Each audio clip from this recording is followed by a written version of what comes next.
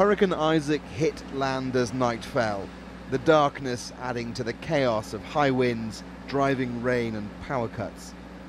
It's entering the stage of the storm where there's nothing anyone can do but hope their shelter holds and wish the storm quickly on its way. 7 years after Hurricane Katrina, New Orleans was confident it was ready for Isaac.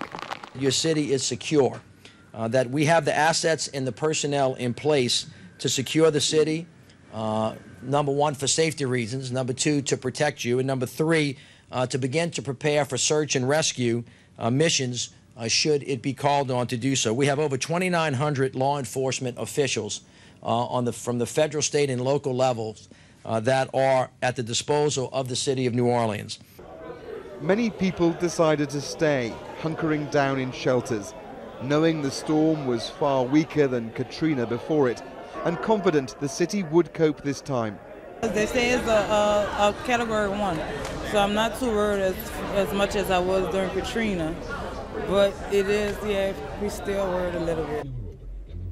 Just before the hurricane hit, the police and emergency services were out, making sure people were getting to safety, on standby in case of flooding, which is the biggest risk posed by Isaac.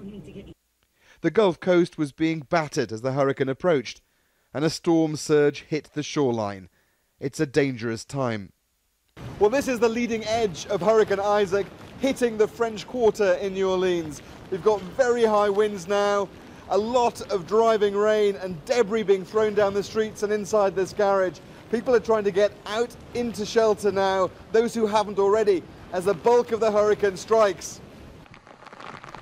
It'll be a long night here for many, waiting and hoping their storm defences hold back the high winds and the floodwaters. Alistair Leithhead, BBC News, New Orleans.